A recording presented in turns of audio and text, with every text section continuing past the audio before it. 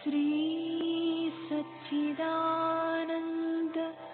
सद्गुरु साईनाथ महाराज की जय। सद्गुरु श्री साईनाथुनि शरद बाबू जी की जय।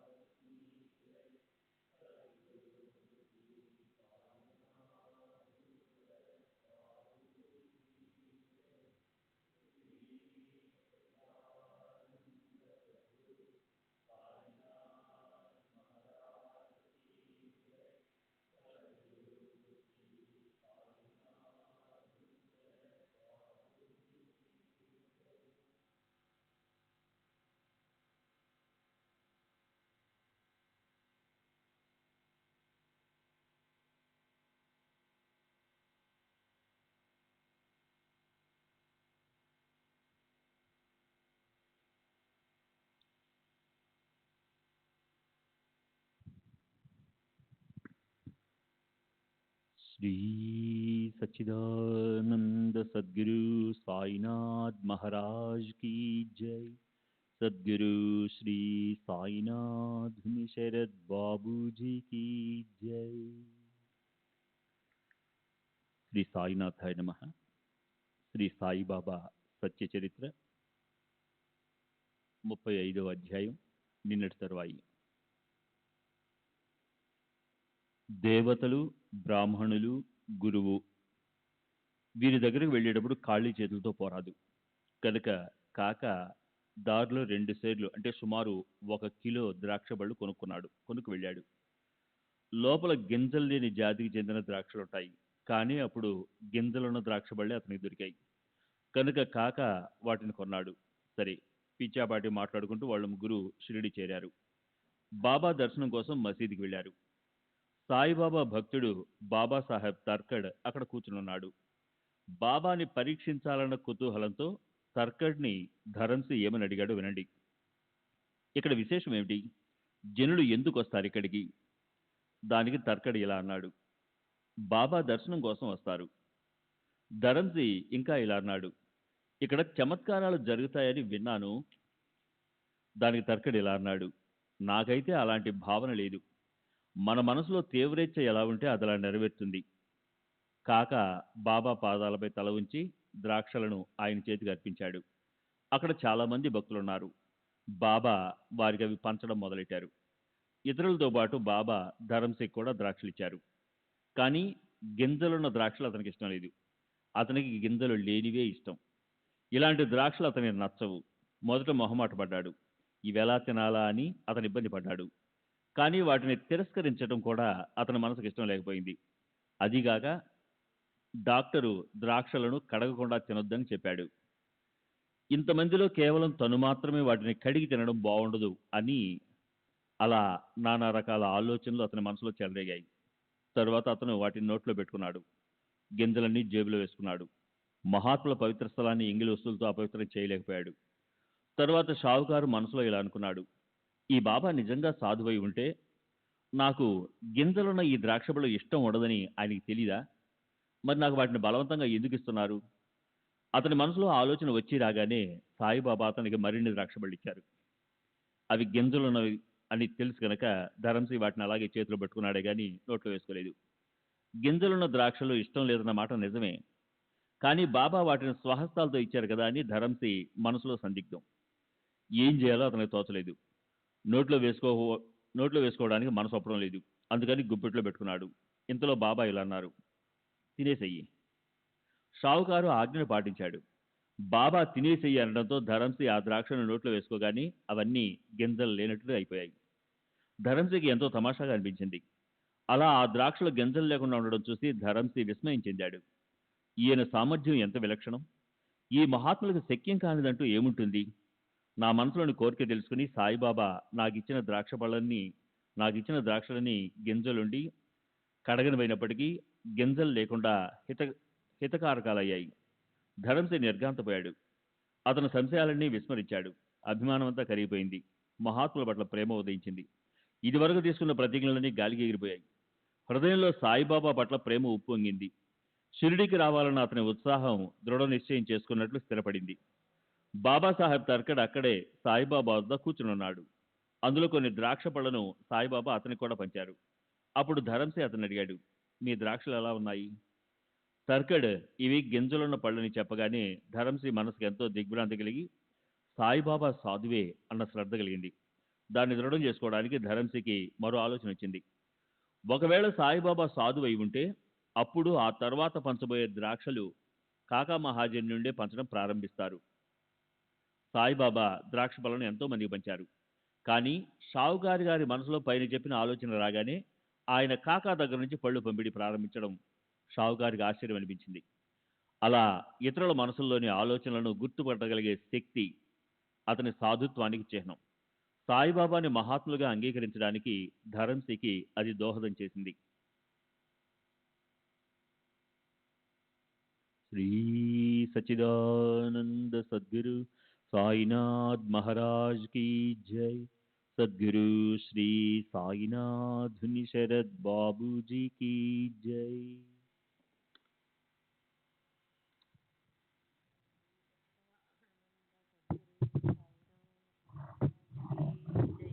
सद्गुरु श्री साईनाथ शरद बाबू जी की जय. మాధవరావు దేశపాండే అక్కడే ఆ దగ్గరలోనే ఉన్నాడు. అతనప్పుడు బాబాతో ఇలా అన్నాడు, ఈ ధరంసి కాకా మహాజని యజమాని. దానికి బాబా కాకాకి ఆనందాన్ని కలిగించేలా ఎంతో స్పష్టంగా సమాధానమిచ్చారు. కాకాకి అతనేమి యజమాని? అతని యజమాని మరొకరున్నారు, అంటే స్వయంగా నేనే. మరొక ఆశ్చర్యకరమైన విషయం, బాబా అక్కడ దుని పక్కన నిలబడి ఉన్న ఒక ఆచార్యుడితో ఏమన్నారో చూడండి. బాబా ఇలా అన్నారు, ఈ షావుకారు ఇక్కడి దాకా నా కోసం కష్టపడి రాలేదు. ఈ అప్ప మీద ప్రేమ పొంగి పొరలటం వల్ల ఇతను షిరిడీ వచ్చాడు. ధరంసీకి తినటానికి తాగటానికి ఎంతో మంచి ఏర్పాట్లు కావాలి. షిరిడీకి వచ్చే ముందు ఆ ఏర్పాట్ల గురించి అతను నిశ్చయంగా ఆజ్ఞాపించి ఉన్నాడు.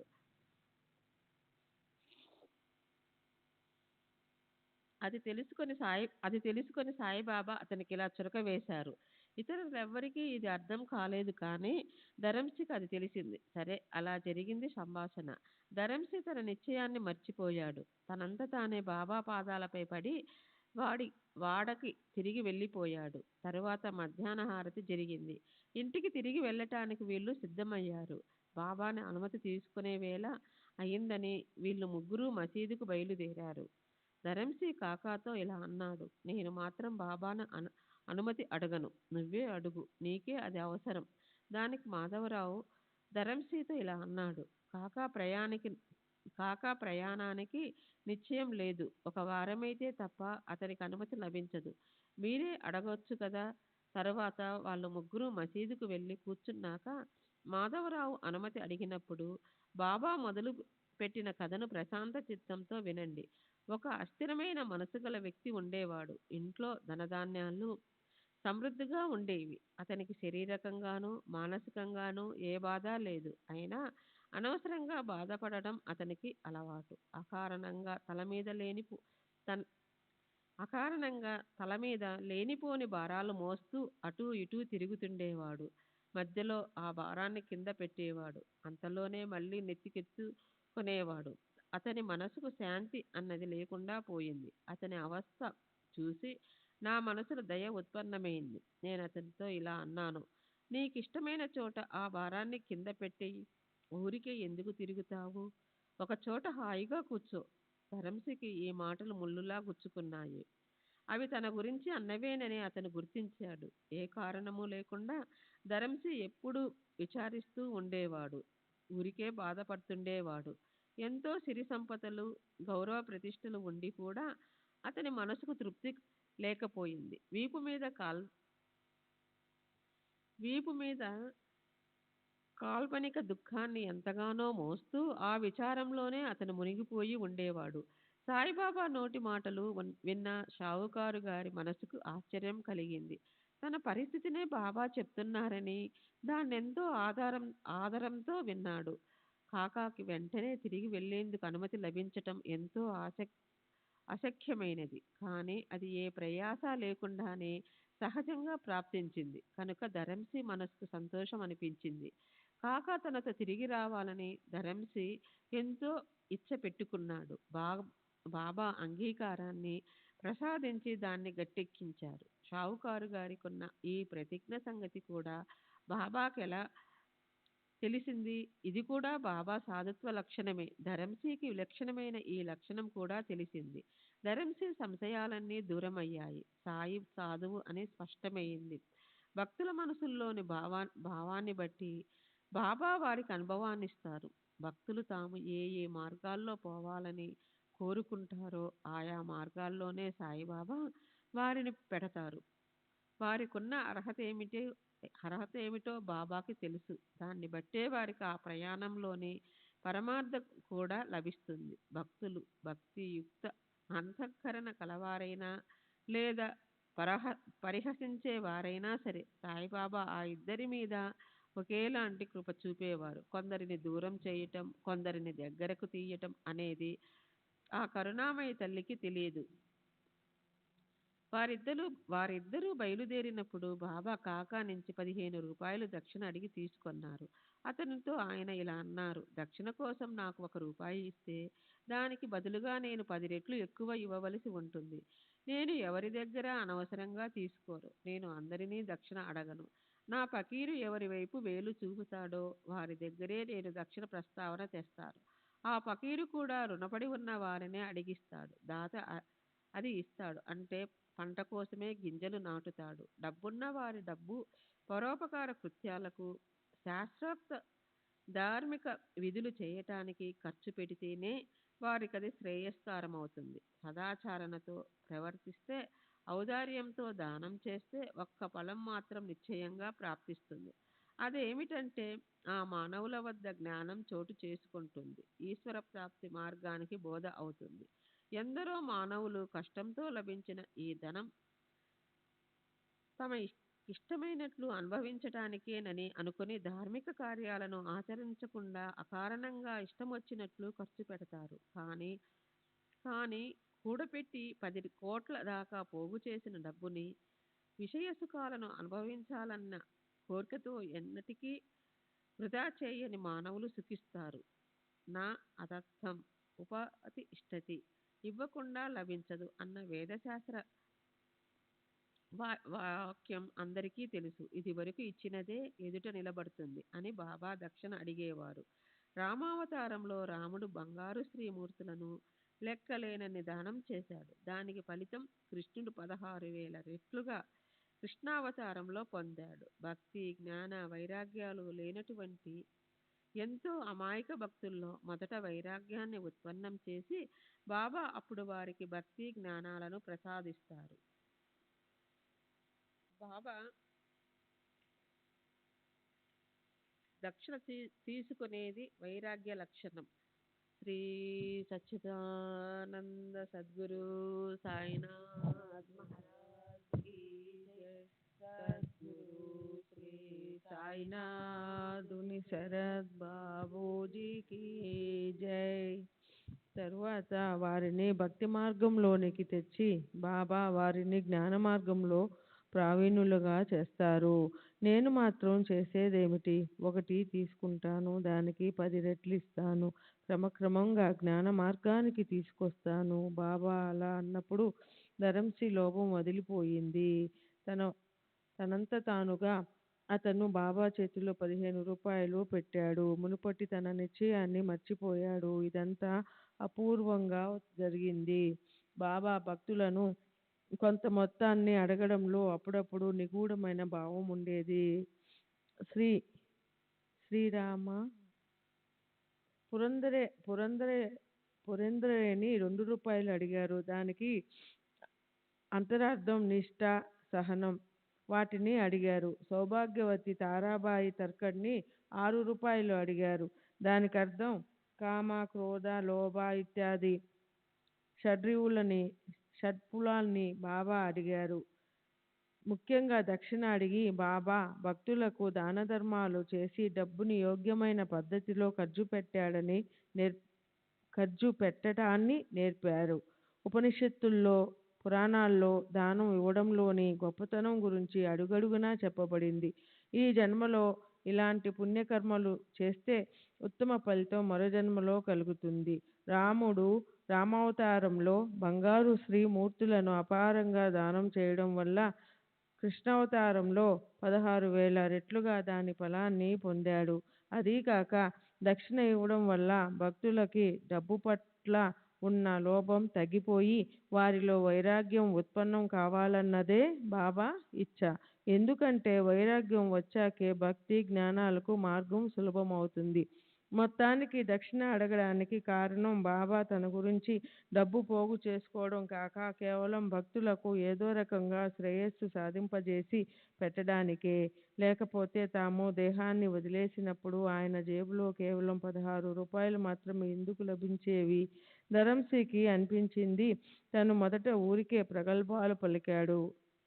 ఎదుటకు రావడం మంచిదయ్యింది. దానివల్ల మహాత్ములు ఎలా ఉంటారో తెలిసింది. అనుభవం కలిగి ఆయనపై ఆసక్తి కలిగింది. సరే, మనసులో ఏమీ ఆలోచించకుండా నమస్కారం చేయడం కోసం నేనిక్కడకు రాను అన్నాను. అయినా నా అంతట నేనే వచ్చాను. నిజమే, సాధువుల చేతలు ఎవరికీ అర్థం కావు. ఎవరి నోటిలో సదా అల్లా మాలిక్ అనే జపం నడుస్తుందో వారికి అసఖ్యమంటూ ఏముంటుంది? నేను కేవలం సాధువుల చమత్కారం చూడాలన్న ఆతృతతో ఉన్నాను. నా నిశ్చయం వ్యర్థమయ్యింది. నేను మానవుడికి సాష్టాంగం చేసి ఆయన అడగకుండానే నా అంతట నేను దక్షిణ ఇచ్చాను. నా గొప్పతనమలా వ్యర్థమయ్యింది. నా అంతట నేనే నా తలను సాయి చరణాలలో పూజ్యభావంతో అర్పించాను. దానికన్నా ఆశ్చర్యం ఏముంటుంది? ఎవరైనా నమస్కరించని లేకపోని, దక్షిణ ఇవ్వని ఇవ్వకపోని, ఆనందానికి మూలము దయతో పరిపూర్ణమైన సాయి ఎవరినీ తిరస్కరించరు. పూజ చేస్తే ఆయనకి ఆనందం కలుగదు, హేళన చేస్తే ఆయనకు దుఃఖము కలగదు. హర్షమే లేనప్పుడు అక్కడ ఇక విషాదం ఏముంటుంది? వారిది పూర్ణ నిర్ద్వంద స్థితి. ఎవరి ఉద్దేశం ఎలా ఉన్నా ఒక్కసారి ఆయన దర్శనం చేసుకుంటే వారికి ఆయన చరణాల పట్ల భక్తి కలుగుతుంది. సాయి యొక్క అలౌకిక శక్తి అలాంటిది. సరే, తర్వాత విభూది ప్రసాదం పొంది ఆశీస్సులు తీసుకొని వాళ్ళు నిస్సంశయంగా ముంబాయికి తిరిగి వచ్చారు. సాయిబాబాకి అలా ఎవరికి అర్థం కాని గొప్పతనం ఉండేది. తిరిగి వెళ్ళడానికి ప్రతివారు ఆయన అనుమతి తీసుకోవలసి ఉండేది. ఆ ఆజ్ఞను ఉల్లంఘించారంటే వాళ్ళు విఘ్నాలను ఆహ్వానించినట్లే. తమ మనసులోని నిర్ణయం ప్రకారం తిరిగి వెళ్ళిపోతే దారిలో భయంకరమైన అవంతరాలొచ్చి పశ్చాత్తాపము, అవమానము ఒళ్ళో పడేవి. వాటిని నివారించడం చాలా కష్టమయ్యేది. షిరిడీ నుంచి తిరిగి వెళ్ళడం గురించి వర్ణించాను. మాకు కూడా ఇదే స్థితి కలిగింది. నేను రప్పించుకోకుండా ఎవరూ రాలేరు అని బాబా అంటూ ఉండేవారు. నా అనుమతి లేకుండా ఇంటి గడప ఎవరూ దాటగలరు? తమ అభిమతంతో ఎవరికీ నా దర్శనం లభించదు. షిరిడీకి ఎవరూ రాలేరు. మా రాకపోకలు కృపామూర్తి సాయి సమర్థులపైనే ఆధారపడి ఉండేవి. ఆయన మనసులో కృప కలిగినప్పుడే ఆయన దర్శనం అయ్యేది. షిరిడీకి రాకపోకలు అలాగే ఉంటాయి. సాయి సంకల్పం లేకుండా ఎవరికి విభూది తిరిగి వెళ్ళేందుకు ఆశీస్సులతో ఆజ్ఞ లభించేవి కాదు. బాబాకి సాష్టాంగ నమస్కారం చేసి అనుమతి అడిగినప్పుడు విభూదితో పాటు ఆశీస్సులు లభిస్తే వెళ్ళడానికి అనుమతి లభించదని అర్థం. ఇప్పుడు విభూది గురించి ఓ అపూర్వ అనుభవాన్ని శ్రోతలకు నేను చెప్తాను. నవాస్కర్ పాటిల్ భక్తి ప్రసూన పరిమళ ప్రభావం గురించి, గొప్ప మహానుభావుడైన సాయిబాబా కృపా అమృత గంగాజరి తరంగాల గురించిన విషయం చెప్తాను.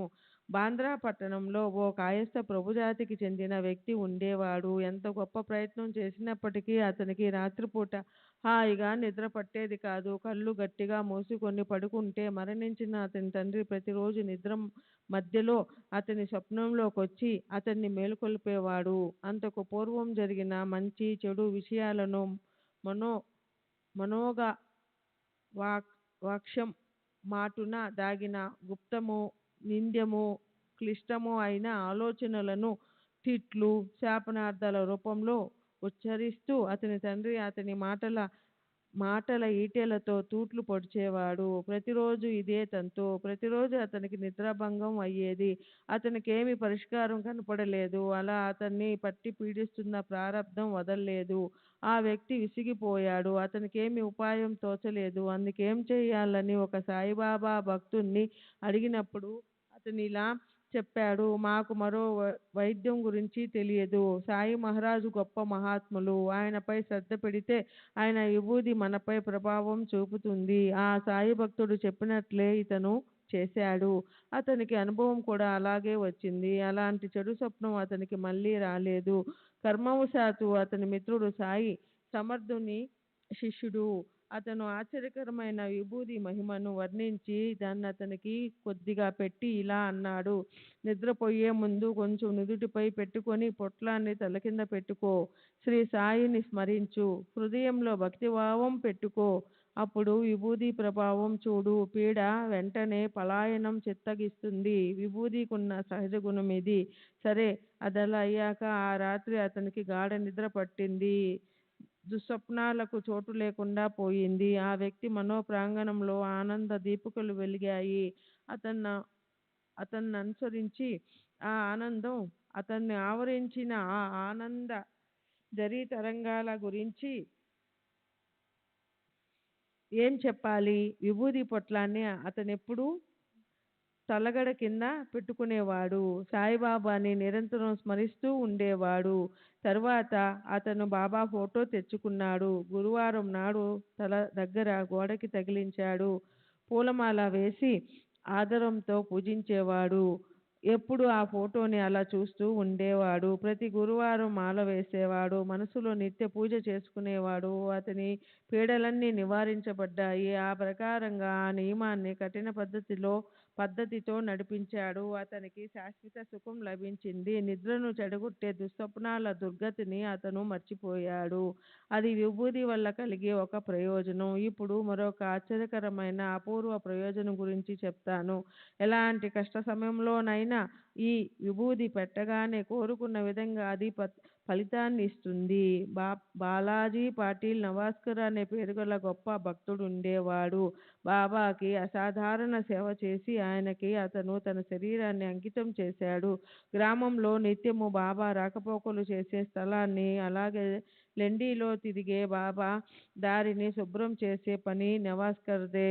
అతని తర్వాత ఆ సేవా పద్ధతిని అలాగే కొనసాగిస్తూ ఉంచడానికి రాధాకృష్ణబాయి అలౌకిక కర్తృత్వ శక్తి గొప్పగా పనికొచ్చింది. అందరికీ పూజ్యమైన బ్రాహ్మణ జాతిలో జన్మించి అలాంటి హీన సేవను ఎలా చేయాలి అన్న మూర్ఖపు ఆలోచన ఆమె దోషరహిత చిత్తానికి ఎప్పుడూ అంటలేదు. ఉదయాన్నే లేచి చేతిలో చీపురు తీసుకొని బాబా వచ్చే దారిని ఆమె స్వయంగా ఊడ్చి శుభ్రం చేసేది. ఆమె సేవ ఎంత ధన్యం! శుభ్రంగా వేగంగా చేసే ఆమె పనికి సాటి ఎవరు రాగలరు? తరువాత కొద్ది కాలం గడిచాక దారిని శుభ్రం చేసే ఆ పనికి అబ్దుల్ ముందుకొచ్చాడు. అలా ఆ గొప్ప అదృష్టవంతుడు బాలాజీ పాటిల్ సంసారంలో ఉంటూనే సంసారం పట్ల అనాసక్తుడై ఉండేవాడు. అతని రాహిత్యము, త్యాగ నిరతుల గురించిన కథాభాగాన్ని వినండి. తన పొలంలో కోతలు అయిపోగానే ఆ ధాన్యాన్నంతా అతను మసీదుకి తెచ్చేవాడు. అక్కడ ప్రాంగణంలోనే రాసిపోసి దాన్ని బాబా చరణాలకు అర్పించేవాడు. బాబానే తమకు అన్ని విధాల యజమానిగా భావించి అందులోంచి ఆయన ఇచ్చినంత ధాన్యాన్ని మాత్రమే ఇంటికి తీసుకెళ్ళి దానితోనే తమ ఉదర నిర్వహణ చేసుకునేవాడు. మహారాజు స్నానం చేసి కాళ్ళు చేతులు మొహము కడుక్కున్నప్పుడు తూము నుంచి బయటికి వచ్చిన నీటిని త్రాగేవాడు. బాలాజీ పాటిల్ అతను జీవించి ఉన్నంత వరకు ఆ నియమం అఖండంగా నడిచింది. ఇప్పటికీ అతని కొడుకు బాబాకి ధాన్యం పంపిస్తూ ఈ నియమాన్ని అలాగే నడిపిస్తున్నాడు. ఆ జొన్నలతో చేసిన రొట్టెలు తమ నిర్వహణ పర్యంతము మహారాజు రోజు 4 వేళల నియమంగా తింటూ ఉండేవారు. సరే, సారేం జరిగిందో వినండి. బాలా పాటిల్ శ్రాద్ధ అంటే మరణించిన పితరుల నుద్దేశించి వారు మరణించిన రోజున ప్రతి సంవత్సరం పుత్రాదికులు చేసే బ్రాహ్మణ భోజనం, పిండదానం మొదలైన కర్మలు. బాలా పాటిల్ శ్రాద్ధ వచ్చింది. వంట సిద్ధం చేశారు. వడ్డించేవారు అన్నం వడ్డించసాగారు. భోక్తలను అంచనా వేసి ఇంట్లో భోజనం తయారు చేశారు. కానీ వడ్డించే సమయానికి అంచనాలు మించి భోజనానికి వచ్చేవారి సంఖ్య 3 రెట్లు ఎక్కువ అయ్యింది. నవాస్కర్ భార్య మనసులో కంగారు పడింది. అత్తగారి చెవిలో మెల్లగా ఇలా చెప్పింది, ఇప్పుడు అప్రతిష్ట పాలవుతాం, దీన్నెలా తొలగించుకోవాలి? కానీ అత్తగారికి అచంచల విశ్వాసం ఉంది. ఆమె ఇలా అంది, మనకి సాయి సమర్థులు అండగా ఉండగా మనం ఎందుకు బాధపడాలి? నువ్వు నిర్భయంగా ఉండు అని ధైర్యం చెప్పి ఆమె ఓ పిడికెడు ఊదిని తీసుకొని వంటకాలున్న ప్రతి గిన్నెలోనూ వేసేసి ఆ గిన్నెలను బట్టతో కప్పేసింది. అప్పుడు కోడలితో ఇలా అంది, నువ్విప్పుడు లోపలికి వెళ్ళి హాయిగా వడ్డన పని చెయ్యి. వడ్డన పూర్తయ్యాక వాటి మీద బట్ట కప్పు. వడ్డించేటప్పుడు మళ్ళీ ఇదివరకు లాగానే దాన్ని పక్కకి తొలగించి పెట్టు. ఈ పని మాత్రం చెయ్యి. ఇది సాయి ఇంటి అన్నం. ఇందులో ఒక్క మెతుకు కూడా మనది కాదు. ఆయన గౌరవాన్ని ఆయనే కాపాడుకుంటారు. దానికి ఒకవేళ అల్పత్వం వస్తే అది వారికే వర్తిస్తుంది. సరే, ఆ అత్తగారి విశ్వాసానికి తగ్గట్లే ఆమెకి చక్కటి అనుభవం కలిగింది. అక్కడున్న అతిథులు వారిలాగే ఇతర బంధువులంతా ఏ ఇబ్బంది లేకుండా భోజనం చేశారు. పోయే వాళ్ళంతా భోజనం చేశారు. అంతా యథావిధిగా చక్కగా జరిగిపోయింది. అయినప్పటికీ గిన్నెలు ఇదివరకు లాగానే నిండి ఉండి అన్నం మిగిలింది. విభూది ప్రభావం అలా ఉంటుంది. మహాత్ములకి ఇది సహజ స్వభావం. మనలో ఉన్న భావాన్ని అనుసరించే కలుగుతుంది వారి అనుభవం. సరే విభూది మహిమను చెప్తూ ఉంటే నవాస్కర్కున్న అపార భక్తిని చూసి అతనికి సంబంధించినవే మరో కథ గుర్తొచ్చింది. అది వినండి. విషయాంతరం కాదు కదా అని ఓసారి మనసుకి శంకం కలుగుతుంది. కానీ మళ్ళీ ఆలోచించాను. అయితే అవని సందర్భానుసారం గుర్తొచ్చిన ఆ కథను సాదరంగా చెప్పాలని నిశ్చయం చేసుకుని ఇక్కడ ఈ కథను నేను చెప్తున్నాను. అది కొంచెం అసందర్భం అనిపిస్తే శ్రోతలు నన్ను క్షమించాలి. ఓసారి రఘుపాటిల్ అనే పేరుగల సిడి గ్రామస్తుడు నివాసకి అతిథిగా వెళ్ళి బాలాపాటిల్ ఇంట్లో దిగాడు. ఓ రోజు రాత్రి త్రాళ్లతో పశువులను కట్టేసి పశువుల పాకలోకి ఓ పాము హఠాత్తుగా బుసలు కొడుతూ ప్రవేశించింది. ఆ సంఘటన చూసి అందరికీ మతిపోయింది. ఇక్కడ ఆ పాము పడగ విప్పి చక్కగా కూర్చుంది. పశువులు గొడవ చేయసాగాయి. కట్లు విప్పేసుకోవడానికి ప్రయత్నించసాగాయి. వాటిని విడిపించడం తప్ప మరో ఉపాయమేదీ లేకపోతే పాము మీద వేటిదైనా అడుగు పడితే లేనిపోని ప్రమాదం వస్తుంది కదా. సాయి మహారాజే ప్రకటమయ్యారని నెవాస్కర్లో ఎంతో దృఢమైన భావన ఉంది. దూరం నుంచి ఆ పామును చూసి నెవాస్కర్ మనసుకెంతో ఆనందం కలిగింది. అతని దేహం రోమాంచితమయ్యింది. అతను సాష్టాంగ నమస్కారం చేశాడు. అతనిలా అన్నాడు, సాయి కృపాదృష్టి పడింది. ఆయనే పాము రూపంలో వచ్చారు. అప్పుడతను పాము కోసం గిన్నె నిండా పాలు పోసి పట్టుకొచ్చాడు. బాలాజీ పాటిల్ భావన ఎంత గొప్పదంటే అతని మనసుకి కొంచెం కూడా భయం కలగలేదు. పైగా ఆ పామును ఉద్దేశించి అతనేమన్నాడో శ్రోతలు జాగ్రత్తగా వినండి. ఎందుకు బాబా బొసు కొడతారు? మమ్మల్ని భయపెట్టాలని చూస్తున్నారా? ఇదిగో పాలగిన్నె, పాలు త్రాగండి. ప్రశాంత చిత్తంతో పాలు తీసుకోండి. ఆ పాముకి ఆ పాలెం సరిపోతాయని బాలాజీ పెద్ద గిన్నె నిండా నింపి పాలు తెచ్చాడు. మనసులో బెదురన్నది ఏమాత్రం లేకుండా ఆ గిన్నె దాని ముందు పెట్టారు. భయమనేదంతా మనోకల్పనే. భయం అనేదంతా మనోకల్పనే. బాలాజీ దాని ముందు పాలు పెట్టాడు. తాను ఇదివరకటి స్థానంలోనే మరీ దూరం కాకుండా మరీ దగ్గర కాకుండా పోయి కూర్చున్నాడు. అతని ముఖంలో పాముపై ప్రేమ ప్రతిఫలించింది. అందరికీ ఒకేలాంటి ఆలోచనే ఎలా ఉంటుంది? పాము రావడం అనేది భయపడవలసిన విషయం. జనులంతా భయపడి ఇలా అరవసాగారు. ఈ కష్టం ఎలా తొలగిపోతుంది? అది బయటికి పోయిన భయమే. లేదా ఒకవేళ వంటింట్లోకి పోతే దాన్నక్కడి నుంచి బయటికి తీయడం కష్టమే అని దాని రాకపోకల మీద కన్నేసి వాళ్ళు కూర్చున్నారు. ఇక్కడ పాము తృప్తి చెందింది. అందరి కళ్ళు విప్పి అది ఎటుపోయిందో తెలియదు. అందరికీ భలే ఆశ్చర్యం అనిపించింది. అప్పుడు వాళ్ళు ఆ పశువుల పాక అంతా వెతికారు. కానీ వాళ్ళకి దాని ఆచూకీ తెలియలేదు. అందరి ప్రాణాలు కుదుటపడ్డాయి. అయితే నెవాస్కర్ మనసులో ఆ చింత అలాగే ఉండిపోయింది. మొదట్లో పశువుల పాకలో దూరినప్పుడు కనిపించినట్లే తిరిగి వెళ్ళేటప్పుడు కూడా అది కనిపిస్తే ఎంతో బాగుండేది. ఇదే అతని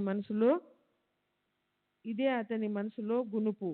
బాలాజీ పాటిల్కి 2 భార్యలు, పిల్లలు చిన్నవాళ్ళు. వాళ్ళంతా అప్పుడప్పుడు నెవాసా నుంచి బాబా దర్శనం చేసుకోవడానికి షిరిడీ వస్తూ ఉండేవారు. అప్పుడు బాబా అతని 2 భార్యలకి చీరలు, రవికలు కొని ఆశీస్సులతో ఇస్తూ ఉండేవారు. అలా భక్తుడు బాలాజీ పాటిల్ నెవాస్కర్ ఎంతో అదృష్టవంతుడు.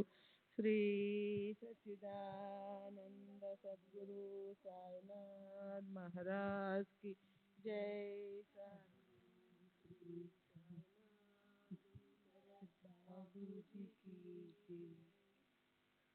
సచ్చరిత్ర పారాయణ పద్ధతి అనే ఈ మార్గం పరంపరగతమైనది, సరళమైనది. ఈ పారాయణ జరిగే చోటే ద్వారకామాయి నివాస స్థానం. అక్కడే సాయి కూడా ఖచ్చితంగా ప్రకటమవుతారు. అక్కడే గోదావరి తటం ఉంటుంది. దానికి దగ్గరలోనే షిరిడీ క్షేత్రం ఉంటుంది. అక్కడే దునితో సహా సాయి మహారాజు ఉండి భక్తుల కష్టాలను నివారిస్తారు. సాయి చరిత్రను స్మరించే చోట, పఠించే చోట సాయి సదా వసిస్తారు. ఈ చరిత్రను సాధ్యాంతం మళ్ళీ మళ్ళీ చదివితే ఆయన అన్ని విధాలా ప్రసన్నమవుతారు. ఆత్మానందంతో పరిపూర్ణులైన సాయిని అలా స్మృతి పదంలో నిలుపుకొని ఆయన నామాన్ని ప్రతిరోజు జపిస్తే ఇతర జపాలు లేదా తపో సాధనలు లేదా ధ్యాన ధారణ లాంటి కష్టాలు పడనవసరం ఉండదు.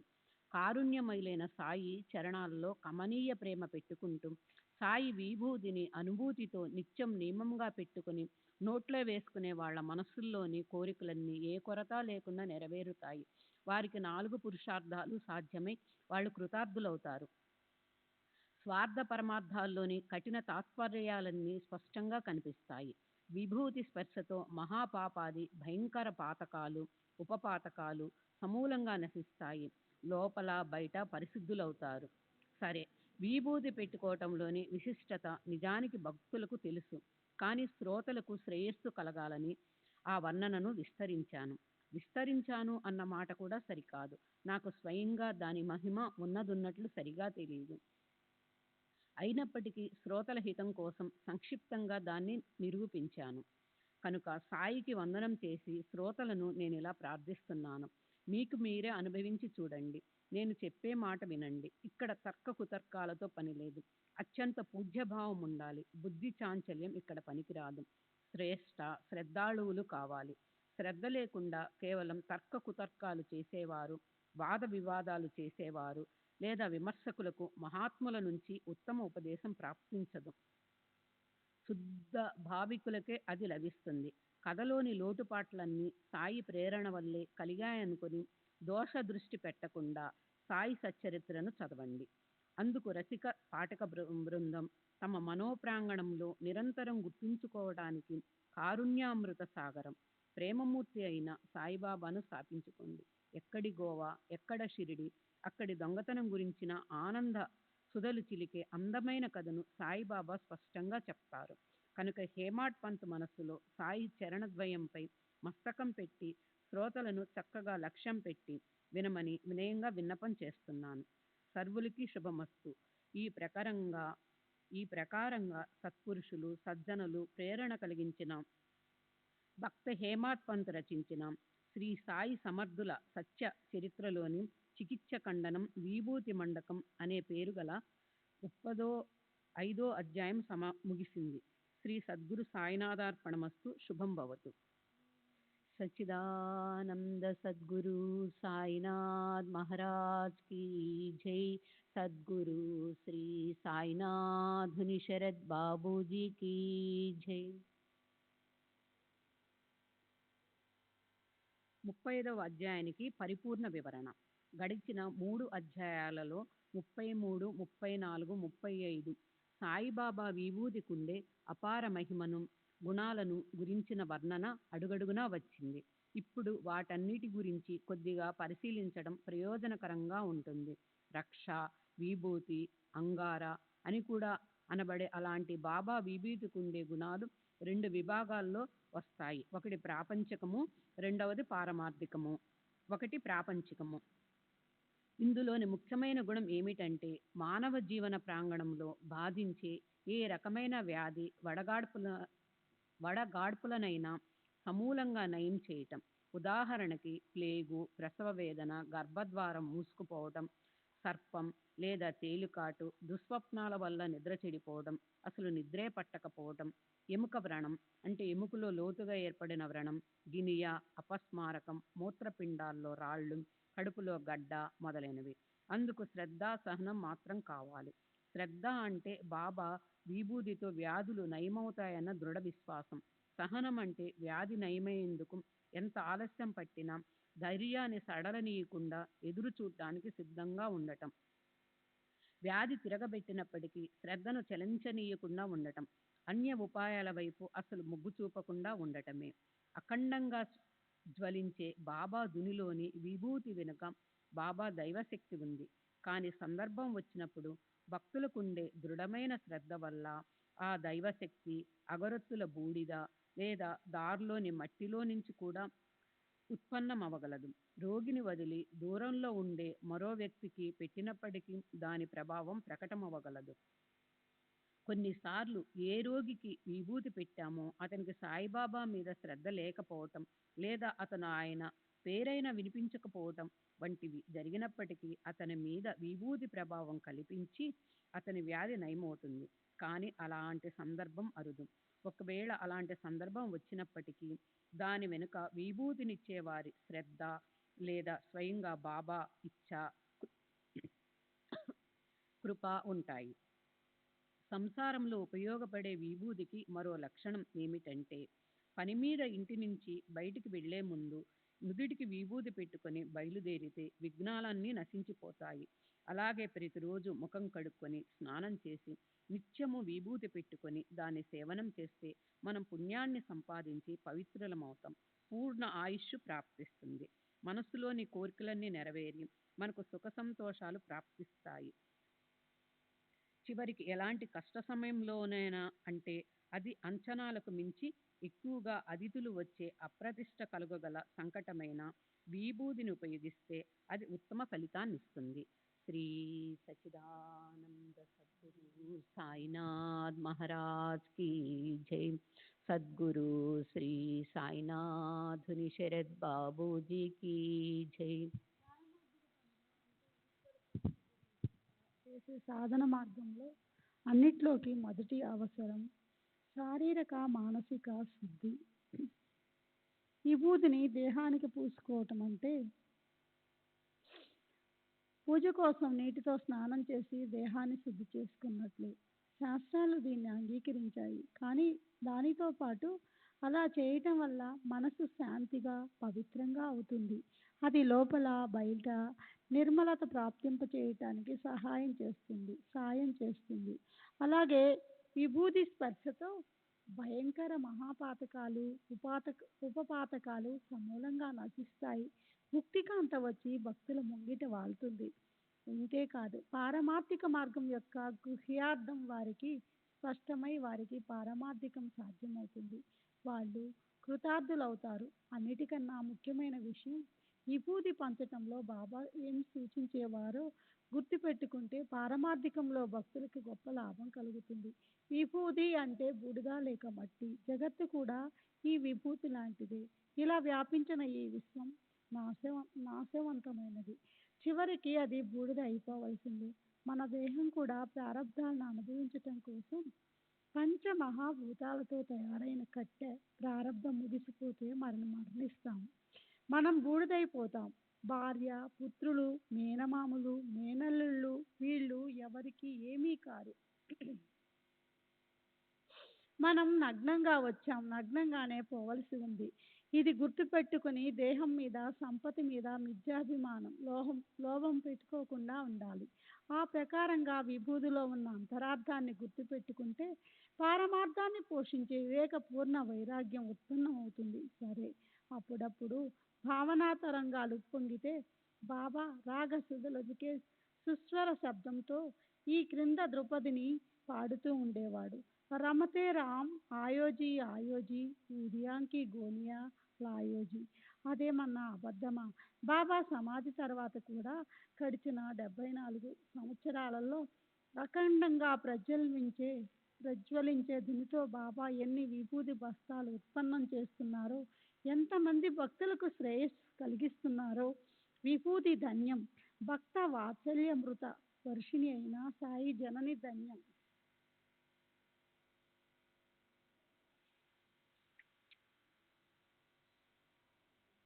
36వ అధ్యాయం. సాయి సర్వవ్యాపకత, ఆశీర్వాద సాఫల్యత. అన్ని చోట్ల ఉండగల సాయి శక్తి, ఆయన ఆశీర్వాదం ఫలద్రూపమవటం. శ్రీ గణేశునికి నమస్కారం, శ్రీ సరస్వతీదేవికి నమస్కారం, శ్రీ గురు మహారాజ్కి నమస్కారం, కులదేవతకు నమస్కారం, శ్రీ సీతారామచంద్రులకు నమస్కారం, సద్గురు సాయినాథునికి నమస్కారం. గడిచిన అధ్యాయంలో దొంగతనానికి సంబంధించిన ఒక అందమైన కథ చెప్తానని మీకు మాటిచ్చాను. కథను వినడానికి మనస్సు ఏకాగ్రం చెయ్యండి. ఇది కథ కాదు, మనసుకు సంతోష సుధా జలపాతాలనిచ్చే నీరు. ఇది త్రాగితే శ్రోతల దాహం మరింతగా పెరుగుతుంది. దాన్ని తీర్చడానికి మరో కథా ప్రసూనం చెప్పబడుతుంది. అది వినడం వల్ల శ్రోతలకు సుఖం కలుగుతుంది. అలాంటి మనోరంజకమైన ఈ కథ సంసారంలోని శ్రమను, ఆది వ్యాధులను నివారిస్తుంది, సుఖావస్థను ప్రాప్తింపచేస్తుంది. తమకు శ్రేయస్సు కలిగించుకోవాలని ఇచ్చ ఉన్న అదృష్టవంతులు సాయి కథ నిరూపణను వినటానికి ఆదరపూర్వకంగా సిద్ధం కావాలి. మహాత్ముల మహిమకు పరిమితి లేదు. వారిని గురించి పూర్తిగా ఎవరూ వర్ణించలేరు. ఇక నాకు ఆ అర్హత ఎక్కడిది? ఆ విషయం నాకు బాగా తెలుసు. కానీ వక్తకున్న ఈపాటి అహంకారాన్ని కూడా సాయి తీసేశారు. దాన్ని తామే తీసుకొని చతురులైన సాయి ఎవరి చేతనైనా సరే తమ గుణ సంపదన గురించిన వర్ణనను భక్తులకు వినిపిస్తారు. పరమేశ్వరుడే అనిర్వచనీయ మానస సరోవరంలో హాయిగా విహరించే సాయి అనే రాజహంస హసం సోహం అనే వృత్తికి చెందిన గందరగోళంలో పడకుండా బ్రహ్మ అనే ముత్యాల మేతను తినాలన్న ఉత్సాహాన్ని అత్యంత సాహసాన్ని కలిగి ఉంటుంది. ఎవరికి ఊరు పేరు లేవు, ఎవరి వద్ద అపార వైభవం ఉందో, ఎవరు తమ కనుబొమ్మ ముడితో అంటే దృష్టి విక్షేపంతో ఒక్క క్షణంలో నిరుపేదను రాజుగా చేయగలరో ఆ తత్వజ్ఞాన అవతార పురుషుడు పేరు ప్రతిష్టలకు దూరంగా ఉండి అనేక రకాల సంఘటనలను సంభవింపచేసి ఆయన స్వయంగా ప్రత్యక్ష అనుభవాన్ని పొంది ఉండటం వల్ల భక్తులకు పరమేశ్వరుని ప్రత్యక్ష దర్శనం కలిగిస్తారు. ఆయన కృపా అమృతాన్ని రుచి చూచిన వారికి వేర్వేరు రూపాలతో దర్శనమిస్తారు. అపూర్వమైన సంఘటనల రాగమాలికను అఖండంగా సృష్టిస్తారు. ఆయన గొప్ప మహత్యాన్ని గురించిన వర్ణన వినండి. ఆయన ఏకాగ్రంగా చింతన చేస్తూ మనస్సులో దృఢ నిశ్చయాన్ని పెట్టుకొని ఆయన్ని ప్రేమతో భజించే వారికి ఆయన ఏ లోటు రానివ్వరు. వారిని చక్కగా సంరక్షిస్తారు.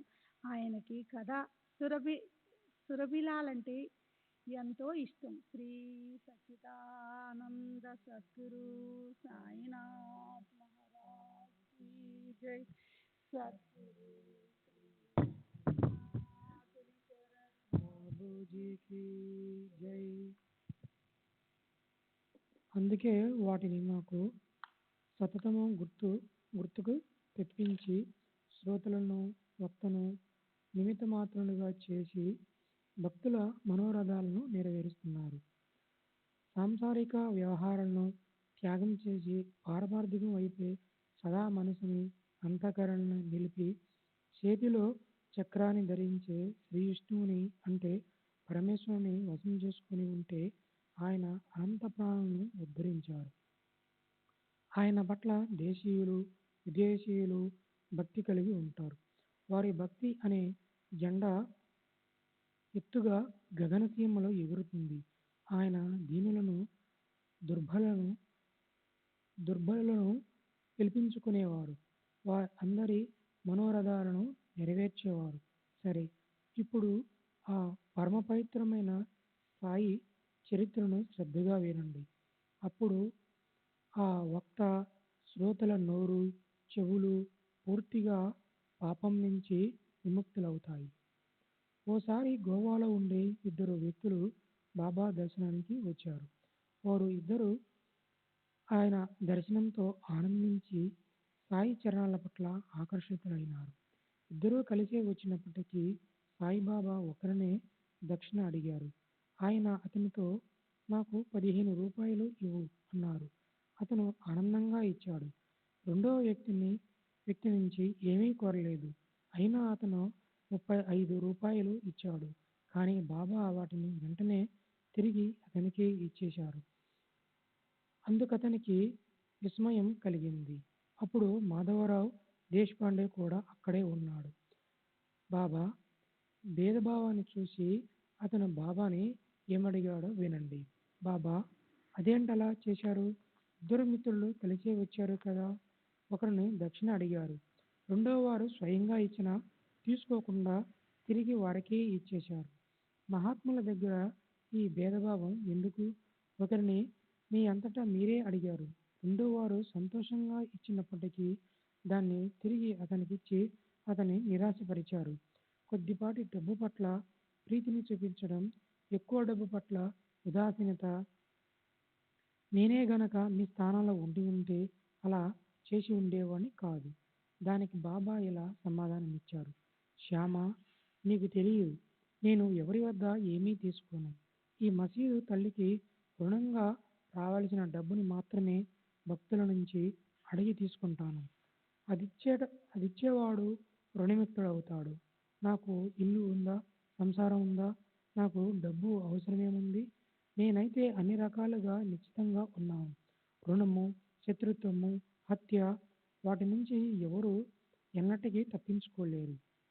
దాని ఫలితం ఈ జన్మ కాకపోతే రాబోయే జన్మలో నిన్న అనుభవించవలసి వస్తుంది. జనులు తమ అవసరాలు తీరటానికి దేవతలకి మొక్కుకుంటారు. ఆ తర్వాత మరిచిపోతారు. ఆ తర్వాత వారిని దాని నుంచి విడిపించడానికి నేను బాధపడాల్సి ఉంటుంది. మీకు దీని గురించి చింత లేదు.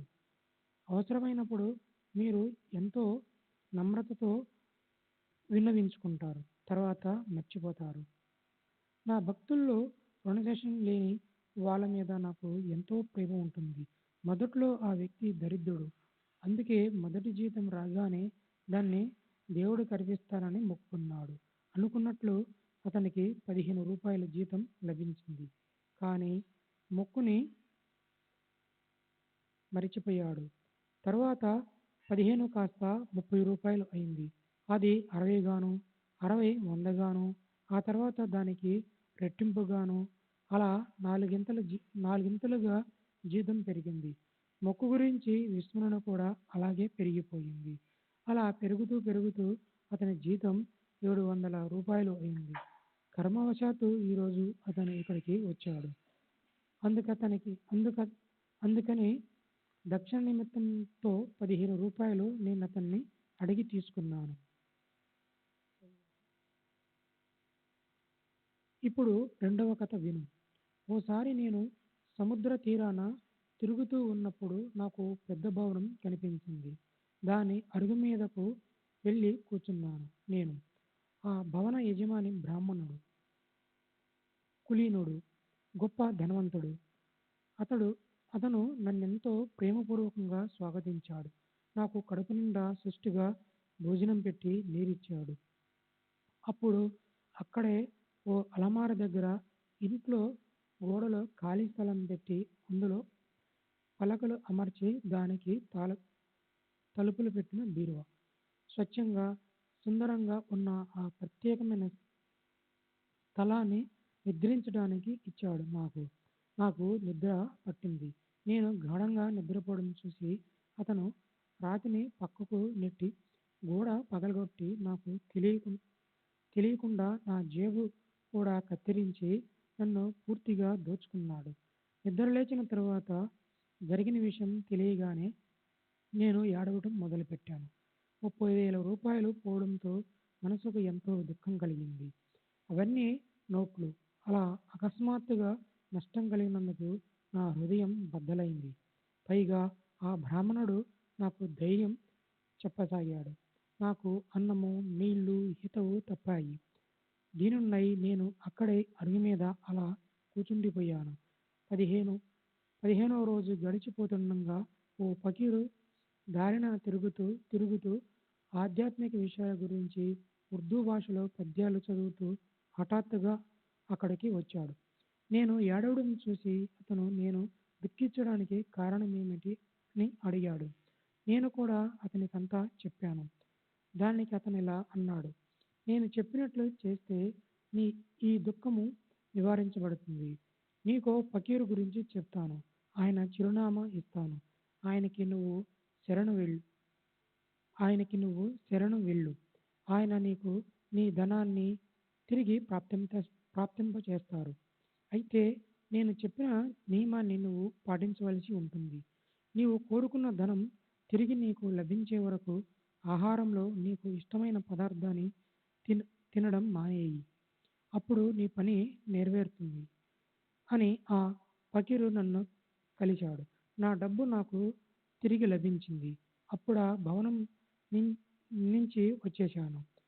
మునుపటిలాగా సముద్ర తీరానికి వచ్చాను. దారి వెంట నడుస్తూ ఉంటే ఓ నావ కనిపించింది. కానీ అందులోకి నాకు ప్రవేశం లభించలేదు. అప్పుడు మంచి మనసున్న సిపాయి కలిసి నాకు నౌకలో చోటిచ్చాడు. అదృష్టమనే గాలి అనుకూలంగా వీచింది. ఆ నౌక అవతలి తీరానికి చేరుకుంది. నేను బండిలో కూర్చుని ఇంటికి తిరిగి వచ్చాను. అప్పుడే మసీదు తల్లి ఈ కళ్ళకు కనిపించింది. ఇక్కడ బాబా కథ పూర్తయింది. అప్పుడు ఈ అతిథులను మీ ఇంటికి తీసుకెళ్ళి వాళ్ళకి భోజనం పెట్టు అనే శ్యామకి ఆజ్ఞ ఇచ్చారు ఆయన. తరువాత వాళ్ళకి పల్లెల్లో భోజనం వడ్డించినప్పుడు మాధవరావుకి వాళ్ళ వాళ్ళని అసలు సంగతి ఏమిటి అడగాలని ఆసక్తి కలిగి అతను అతిథులను ఇలా అడిగాడు. బాబా చెప్పిన కథ మీకు అర్థమైందా? బ్రాహ్మణుడు ఏమిటి, భవనం ఏమిటి? ఈయన జీవితం అంతా చెట్టు కిందే గడిచింది. దొంగలు దోచుకుపోయేంత సంపత్తి ఈయన ఎక్కడి నుంచి తీసుకొచ్చారు? నాకేమనిపిస్తుందంటే బాబా చెప్పిన కథంతా మీకు సంబంధించి ఇదివరకెప్పుడో జరిగిందేనని మీకు విశ్వాసం కలగాలని ఆయన మీరు రాగానే అది చెప్పడం మొదలెట్టి ఉండవచ్చు. దానికి ఆ అతిథులు గొంతు పూడుకుపోగా ఇలా అన్నారు. సాయిబాబా సర్వజ్ఞులు. రాగద్వేషాలు, లాభ నష్టాలు లాంటి పరస్పర విరుద్ధ వికారాల నుంచి అలిప్తంగాను జీవాత్మ పరమాత్మ ఒకటే అన్న స్థితిలోనూ ఉండే విభజిం విభజింపబడరాని రాని విభజింపబడరాని సర్వత్రా వ్యాపించి ఉండే పరమాత్మ అవతారమే వారు.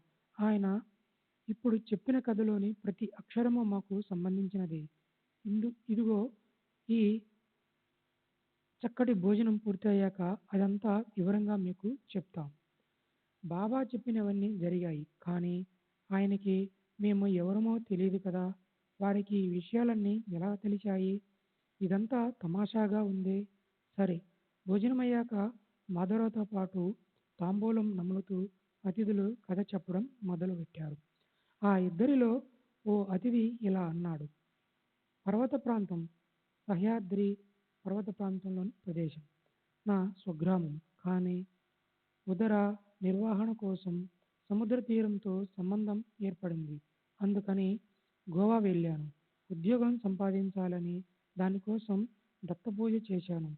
ఎంతో పూజ్యభావంతో ఆయనకి నేను మొక్కుకున్నాను. దేవా, కుటుంబ పోషణ కోసం ఉద్యోగం చేయడం నాకు తప్పనిసరి. దాన్ని నాకు లభించేలా చేయండి. నేను మీ చరణాలను శరణ అన్నాను. ఈ రోజు నుంచి కొద్ది రోజుల్లో మీరు నా కోరిక తీరిస్తే మొదటి నెలలో నాకు ప్రాప్తించిందంతా మీకు అర్పిస్తాను. దైవయుగంతో దత్తుడు ప్రసన్నులైనారు. కొద్ది రోజుల్లోనే నా మొక్కు ఫలించింది. మొదట్లో నాకు 15 రూపాయల జీతం లభించేది. తరువాత సాయిబాబా చెప్పినట్లుగానే అది పెరిగింది. నేను మొక్కును పూర్తిగా మరిచిపోయాను. దాన్ని ఈ రకంగా బాబా నాకు గుర్తు తెప్పించారు. ఆయన దక్షిణ తీసుకుంటారని కొందరు అనిపిస్తుందేమో, కానీ అది దక్షిణ కాదు. ఆయన నన్ను రుణం నుంచి బయటపడేశారు. ఎంతో కాలం గడిచిపోయిన నా పాత మొక్కుని గుర్తు తెప్పించారు. తాత్పర్యం చెప్పాలంటే సాయిబాబా ఎవరి నుంచి డబ్బు యాచించరు. తమ భక్తుల్ని కూడా యాచించనివ్వరు. డబ్బుని వారెప్పుడూ అనర్థంగానే భావించేవారు. భక్తుల్ని కూడా ఆ మోహంలో పడనిచ్చేవారు కాదు. మహాల్సాపతి లాంటి భక్తుడు సదా బాబా చరణాల పట్ల ఆసక్తుడై ఉండేవాడు. అతనెంతో కష్టంతో తన జీవితాన్ని గడుపుకునేవాడు. కానీ బాబా అతన్ని డబ్బు కూడబెట్టనిచ్చేవారు కాదు. దక్షిణ నిమిత్తం తమకు వచ్చిన డబ్బుని స్వయంగా సాయి ఎన్నోసార్లు భక్తులకు పంచేవారు. కానీ అందులో ఒక గవ్వైన ఎన్నడూ కష్టాల కార్చిచ్చులో కాలిపోతూ కాలం గడిపే మహాల్సాపతికి ఇచ్చేవారు కాదు. మహాల్సాపతి కూడా ఎవరి దగ్గర చేయి చాచని అభిమాననదుడు. సాయి ఎంతో ఉదారులైనప్పటికీ ఆయన యాచనకై ఎన్నడూ కూడా ఆయన ముందు చేయి చాచలేదు. తన ఆర్థిక పరిస్థితి ఎంతగా దిగజారిపోయినప్పటికీ అతనికి గొప్ప వైరాగ్యం ఉండడం వల్ల ఉన్నంతలోనే సంతృప్తిగా జీవిస్తూ ఆ పేదరికపు కష్టాన్ని చెక్కుచెదరని సహనంతో ఆనందంగా సహిస్తూ ఉండేవాడు. ఓసారి హంసరాజు అనే పేరుగల దయాపరుడైన వ్యాపారి మనసులో మహాల్సాపతికి ఎంతో కొంత డబ్బివ్వాలనిపించింది. మహాల్సాపతి నిరుపేద సంసారాన్ని చూసి అతనికి ఏదో ఒక ఉపకారం చేయాలని, ఏదో రకంగా ఆయనకి సాయం చేయాలని మంచి ఆలోచన హంసరాజుకి వచ్చింది. మహాల్సాపతి నికృష్టమైన దారిద్ర్యవస్థలో మొల్లోతూ కూరుకుపోయి ఉన్నప్పటికీ అతనికి ఎవరైనా ఏదైనా ఇవ్వబోతే అది కూడా సాయిబాబాకి నచ్చేది కాదు. తమ భక్తులు ద్రవ్యం పట్ల అనాసక్తులుగా ఉండడమే ఆయనకు నచ్చేది. అప్పుడు ఆ వ్యాపారి ఏం చేశాడు? భక్త మహాసభతి పట్ల అతని మనసులో అంతులేని జాలి కలిగింది. అతను వారిద్దరూ కూడా దర్బారులో ఉన్నప్పుడు మహాల్సాపతి చేతిలో అన్నాడు, శ్రీ సచిదానంద సద్గురు సాయినాథ్ మహారాజ్ की जय। सद्गुरु श्री साईनाथ शरद बाबू जी की जय।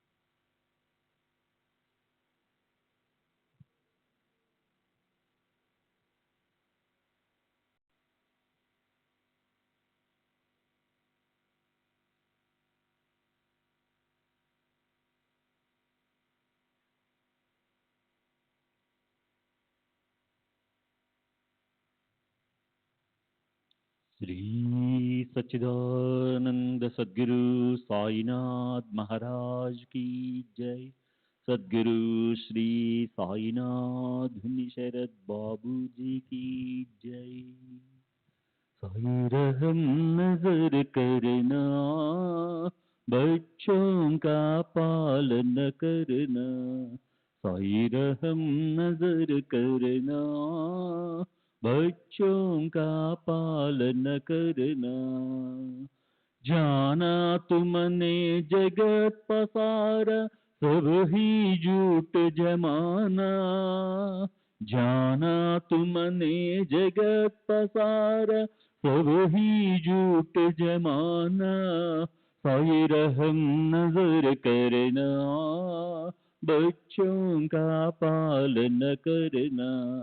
साई रहम नजर करना, बच्चों का पालन करना।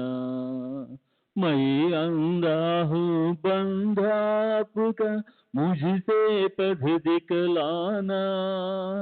मैं अंधा हूँ बंधा आपका, मुझसे पथ दिखलाना। साई रहम नजर करना, बच्चों का पालन करना। साई रहम नजर करना, बच्चों का पालन करना। दास गणु कहे अब क्या बोलूं, थक गई मेरी रसना। दास गणु कहे अब क्या बोलूं, थक गई मेरी रसना। साई रहम नजर करना, बच्चों का पालन करना। साई रहम नजर करना, बच्चों का पालन करना। रहमो नजर करो अब मोरे साई, तुम बिना नहीं मुझे माँ बाप भाई। रहमो नजर करो, मैं अंधा हूँ बंदा तुम्हारा।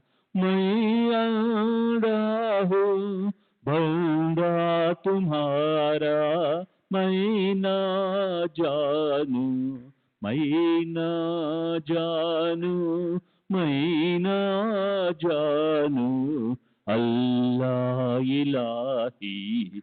रहमो नजर करो, रहमो नजर करो अब मोरे साई। तुम बिना नहीं मुझे माँ बाप भाई। रहमो नजर करो, काली जमाना मैंने गमाया। काली जमाना मैंने गमाया, साथी आके रखा, साथी आके रखा, साथी आके रखा, तुम बिना कोई। रहमो नजर करो, रहमो नजर करो अब मोरे साई। तुम बिना नहीं मुझे माँ बाप भाई। रहमो नजर करो, अपने मस्जिद का झाड़ू गणो है। अपने मस्जिद का झाड़ू गणो है। मालिक हमारे, मालिक हमारे, मालिक हमारे, तुम बाबा साई। रहमो नजर करो, रहमो नजर करो अब मोरे साई। तुम बिना नहीं मुझे माँ बाप भाई। रहमो नजर करो। श्री सच्चिदानंद सद्गुरु साईनाथ महाराज की जय। सद्गुरु श्री साईनाथ मुनि शरद बाबू जी की जय।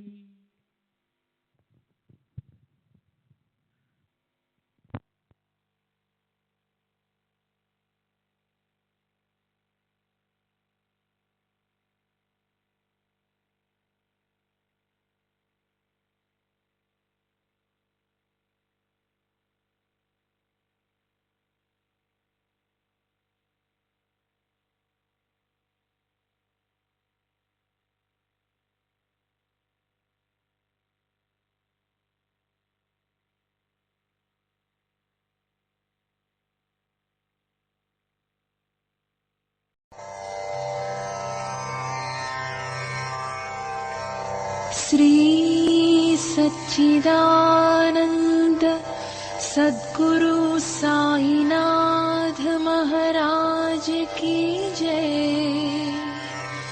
सद्गुरु श्री साईनाथुनि शरद बाबूजी की जय।